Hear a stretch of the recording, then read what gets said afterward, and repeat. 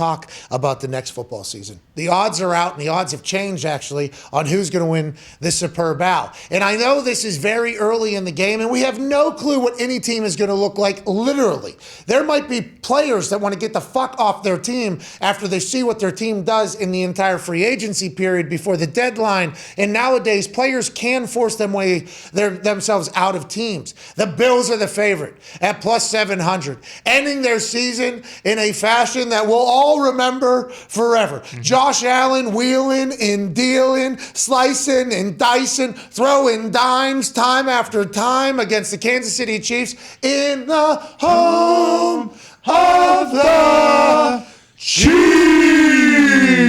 He balled out. He got a lot of things, off the old bucket list, checklist for when people judge a quarterback, but obviously overtime did not allow him to get back on the field because their defense, which had no Pro Bowlers but multiple All-Pros, wasn't able to get a stop against Patrick Mahomes. Probably going to lead to some change in some rules because this happened to Patrick Mahomes years ago. The Bills, though, come back. Everybody's coming back. Everybody's pissed off. They seem to have that culture over there that you would want to be a part of. We interview with Jordan Poyer, Josh Allen, doesn't matter who it is from that squad, Tyler Big Ball Bass. They are, even McDermott. Yeah. Bean stopped by. Everybody feels like they're all on the same program. In Buffalo is in a place that isn't like big city, big lights, obviously, but they're the favorite. Do you like that? Do you hate that? And is there anything else on here that surprises you, AJ?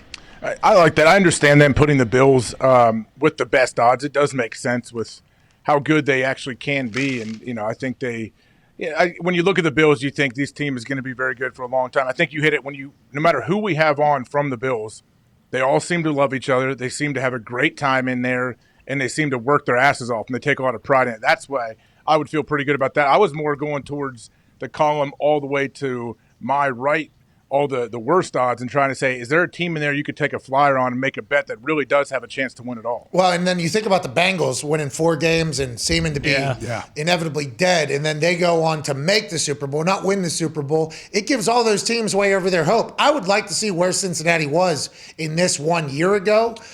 Probably a plus 5,000 odds. But maybe even a little bit more than that. So there's some teams over there, I get, like the Raiders, Yeah. Who knows what the Raiders playoffs last year. Could easily go on a run. The Raiders could go, and they're plus 5,000. Those are good odds. Now, granted, plus 700 if you like the Bills. That's good money. Yeah. Very. The Cardinals are plus 2,400. Last year it was probably much different because they were going all in. Now nobody has a clue what that team's going to be like, so the sports books are being a little bit more conservative. The Colts are at plus 2,400, I think, a couple of days ago. Now they're at plus 2,600, probably because they don't know who the quarterback's going to be. Now that the Colts have basically come out and said, all right, we're done with the Carl experiment. I mean, there's just so many question marks, so it's hard for actual odds to be placed, but there does feel like there's some good value on some teams. Packers are plus 1,300. That team, if Aaron's back, are fucking still primed and ready to go. The Bengals, August of last season, before the season started at FanDuel Sportsbook, were plus 12,000. They were 29th of the 32. Lions. Yeah. No, that was in August, though. That was after free agency and everything, right? Where they paid a bunch of players. August 30th, 2021. Damn. So they're probably worse odds than that at this moment. Yeah. Because remember in the offseason, they brought in Trey Hendrickson, they brought in a DB, they brought in lineman. So they were probably at like plus 15, maybe even plus 18 last year at this particular time. So everybody has a chance. This was before Davis Mills was announced as a starter, I assume. Yeah, had to have been. I assume. And Jets, They're going to jump into the other column when that gets factored in. You think they're going to move into L3 there? You think they're going to bounce into the Steelers? The Commanders have a better... Yeah. Yeah, I know. That's Mason. That's Mason Rudolph. Oh, yeah. Who's the quarterback all these teams? Like the Vikings. They're trying to move Kirk Cousins. Wait till Carl Wentz comes to Steelers. Seahawks still. I know, Seattle. That's the one that blows my mind. What's that? Russell Wilson stays plus 3,300. With that cap space. Yeah, they're in the NFC West. Yeah, but who knows Still, what's going on with Cardinals. Niners being that high kind of surprised me because is Trey Lance good? Well, and then Schefter came out on Ari Mirov's podcast, which I saw for the first time. I had read clips of the podcast. Like the video. Seen it for the first time. And a baby Ari.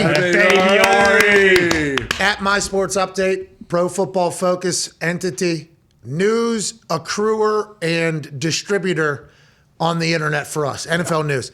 I believe he was in real estate game. I think he was in real estate, and then he's full-time in accruing, reading through memos, and releasing information to the world. We're big fans of Ari Mirov. Oh, yeah. Ari Mirov has a podcast. Adam Schefter was on Ari Mirov's podcast, and Adam Schefter, who we know has a tight relationship with San Francisco. We know this is the case. Like, I think he has broken things almost directly from Lynch or Shanahan. He has a good relationship in San Francisco. He's not 100% sure they're trading Garoppolo. I thought he already had a goodbye party. I thought he already, hey, it's been fun. I'll see you guys. And then they came out publicly and were like, yeah, we're basically going to trade this dude. This thing's over.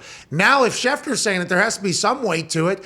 And there's no difference now than there was whenever he gave his goodbye speech and they did that whole announcement on Trey Lance's development. Right? It wasn't like in the last 3 weeks they thought they were going to see super growth from Trey Lance. That's a very interesting situation there because Jimmy G, wins games. Yeah. Jimmy G wins games for whatever reason over there.